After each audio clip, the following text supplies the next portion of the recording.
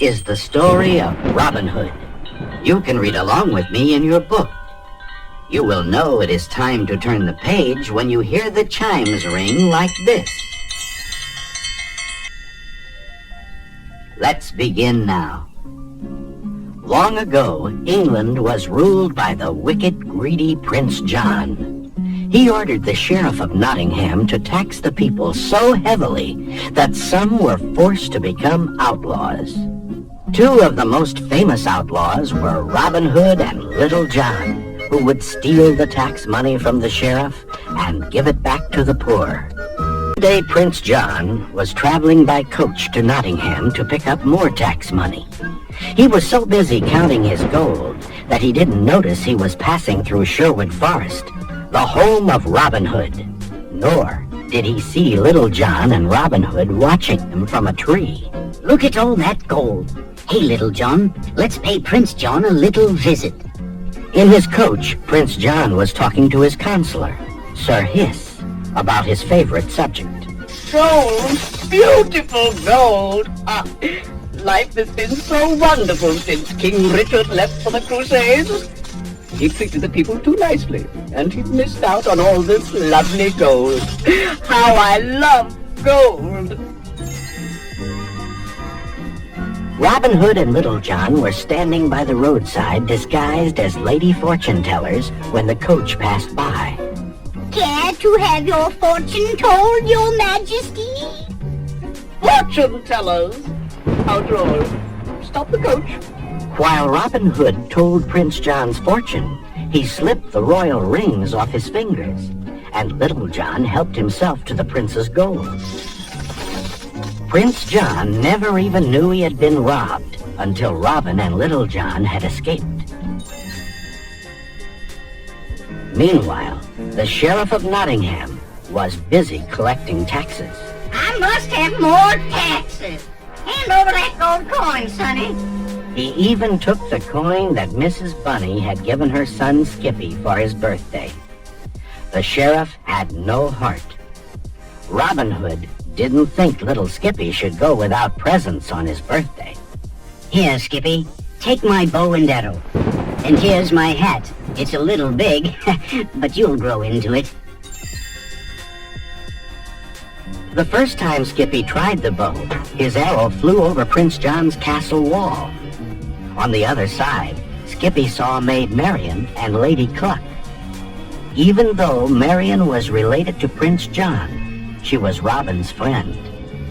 Long ago, they had been childhood sweethearts. One day, Robin's friend, Friar Tuck, came to Sherwood Forest with some news. Prince John is having an archery tournament tomorrow, and you're the best archer in all of England. I'd like to go, Friar Tuck, but if I do, I'm sure to be captured. Maid Marian will have a kiss for the winner. Oodalally, what are we waiting for? The next day, two strangers appeared at the tournament, a stork and a duke. Nobody will recognize us in these disguises, said Robin Hood. I'll win the tournament and the kiss, but no one will know the winner is Robin Hood. Soon the stork and the sheriff were the only ones left in the contest.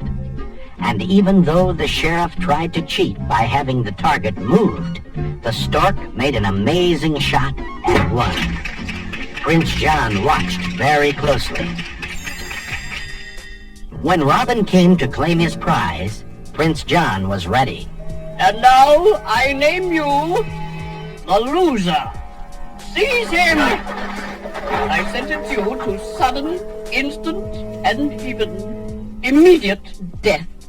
It looked like the end for Robin Hood, but suddenly Little John grabbed Prince John.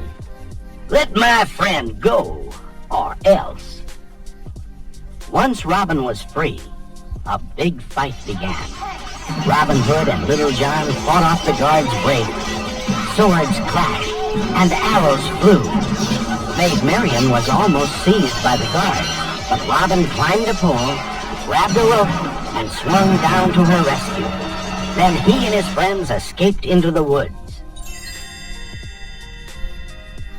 Safely back in Sherwood Forest, Robin and his band celebrated. Little John sang a song making fun of Prince John. It was so funny that soon all of Nottingham was singing it. Oh, but Prince John was angry when he heard the song. Double the taxes! Triple the taxes! I'll make them pay! But of course, nobody could pay, and the prisons were full. The sheriff even robbed the church and arrested Friar Tuck for objecting. When Prince John heard Friar Tuck was in jail, he planned a new trap for Robin Hood. We'll hang Friar Tuck in the morning, and when that thief, Robin Hood, comes to the rescue, we'll have him. But Robin Hood was a foxy fellow, and he planned the rescue for that night. He and Little John climbed the high castle wall.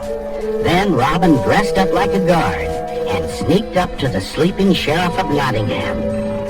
Carefully, he stole the jail keys. Here, Little John, take these and open the cell doors. Everyone in the jail was surprised to see a familiar face enter the room. They cried out for joy. Shh! Why, we're breaking out of here. Little John freed everyone. Meanwhile, Robin had climbed up into Prince John's bedroom, where all the gold was kept. Prince John and Sir Hiss were sound asleep. Robin tied the bags of gold to a rope rigged between the bedroom window and the jail. As the gold reached the jail, Little John took the bags off the rope. "Take them and run!" he shouted as he passed the gold to the escaping prisoners. Just then, Prince John awoke. My gold! It's gone! Gone! The courtyard became a jumble of flying arrows, guards, and fleeing prisoners. Trapped in the castle by himself, Robin climbed a high tower to escape the guards. Robin's in the tower!